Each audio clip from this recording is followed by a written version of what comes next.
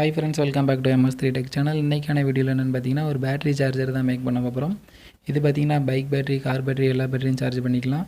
அப்படி இல்லைனா ஆம்பியர் அதிகமாக இருக்கிற பேட்டரி கூட நீங்கள் இதில் சார்ஜ் பண்ணிக்கலாம். ஸோ இது எப்படி செய்யலாம்னு இந்த வீடியோவில் பார்க்கலாம் ஃப்ரெண்ட்ஸ். வாங்க வீடியோக்குள்ளே பார்க்கலாம்.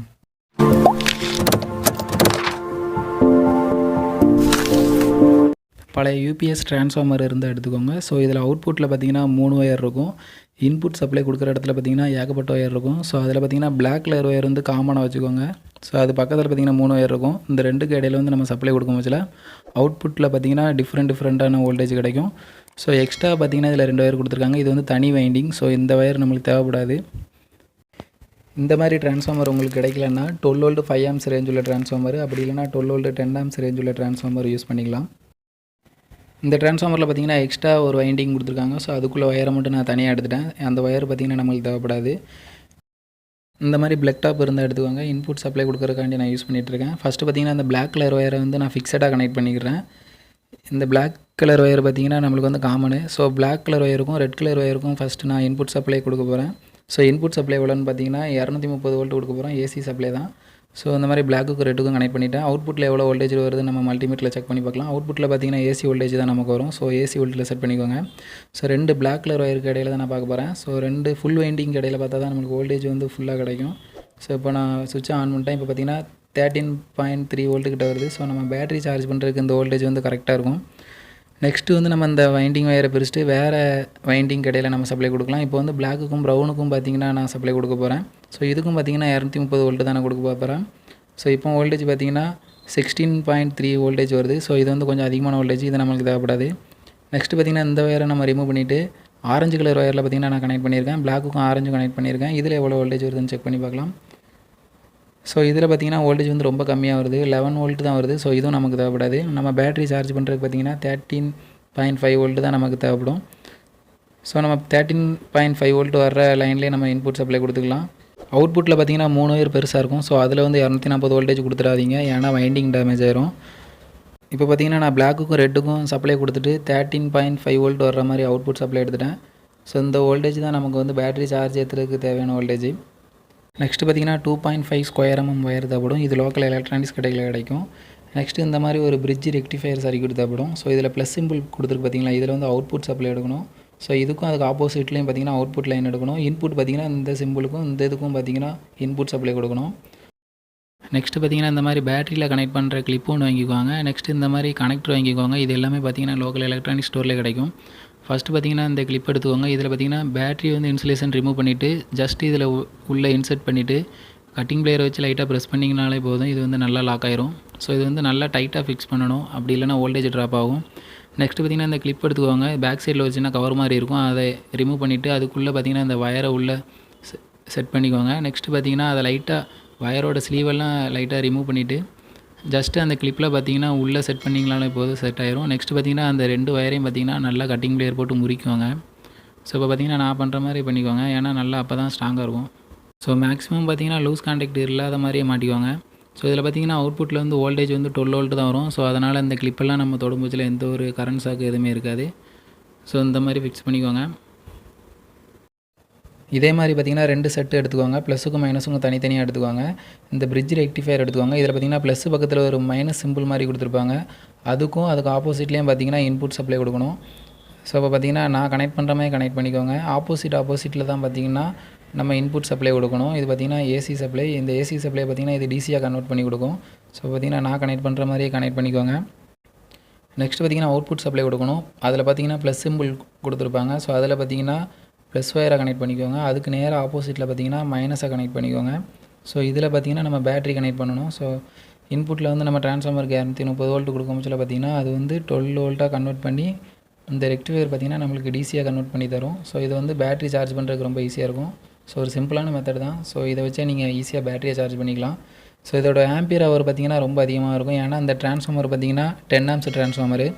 ஸோ நம்ம பேட்டரியும் பார்த்திங்கன்னா ஒரு 10 ஆம்ஸ் ரேஞ்சு வரைக்குமே நல்லா சார்ஜ் ஏறும். ஸோ பார்த்திங்கன்னா நான் ரெட்டுக்கும் பிளாக்குக்கும் சப்ளை கொடுத்துருக்கேன்.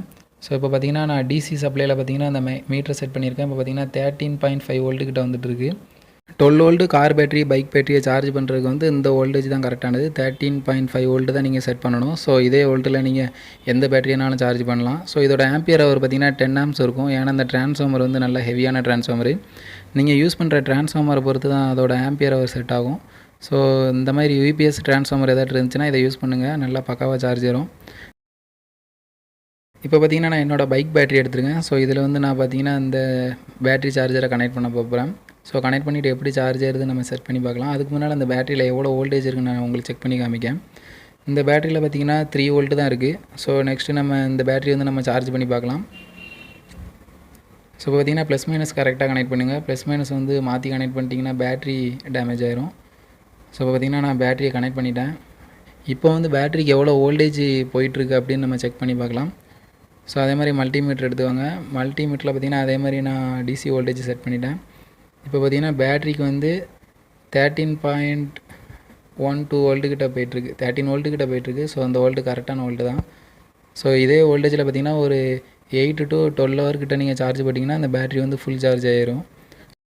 ஸோ அதுக்கு முன்னால் பார்த்திங்கன்னா இந்த செட்டப்பை ஃபுல்லாக பார்த்திங்கன்னா ஒரு பழைய ஆம்பிளிஃபையர் பாக்ஸுக்குள்ளே பார்த்திங்கன்னா நான் ஃபிட் பண்ண போகிறேன்.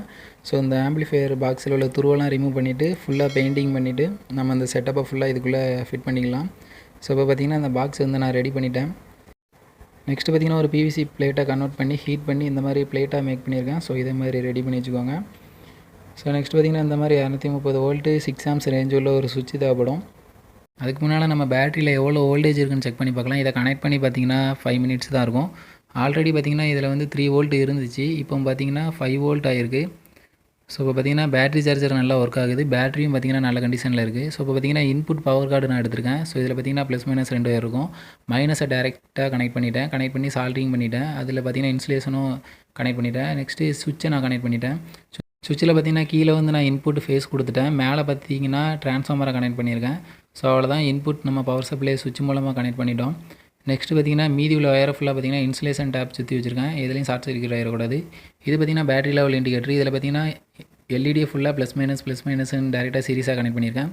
இடையில 1K ரெசிஸ்டர் கனெக்ட் பண்ணியிருக்கேன். ஸோ ஆன் ஆஃப் பண்ணுறதுக்கு பார்த்திங்கன்னா ஒரு சுவிட்ச் கனெக்ட் பண்ணியிருக்கேன். ஸோ இதே மாதிரி கனெக்ட் பண்ணிக்கோங்க.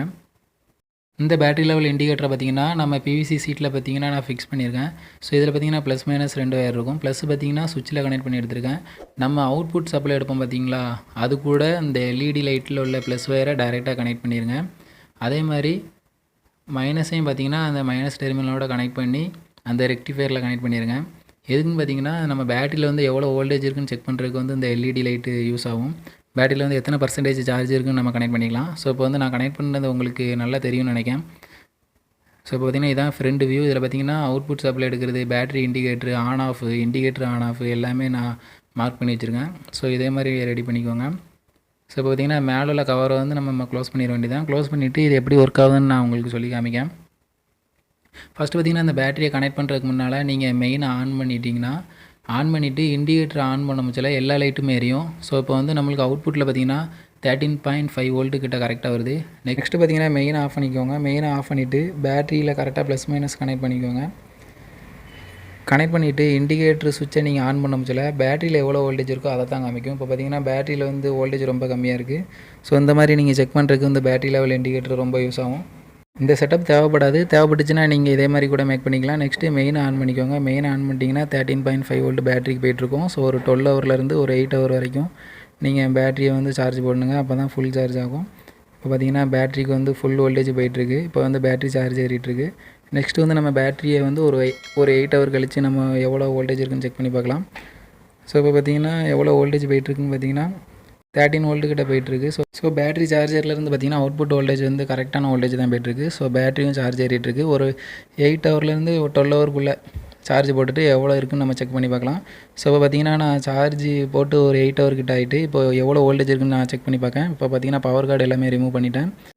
மெயினே ஆஃப் பண்ணிட்டேன். இப்போ வந்து பேட்டரியில் பார்த்திங்கன்னா ஃபுல் வோல்டேஜ் சார்ஜ் ஏறி இருக்குது. ஏன்னா அந்த இண்டிகேட்டர் ஃபுல்லாக எல்லாமே எரியுது பார்த்திங்களா.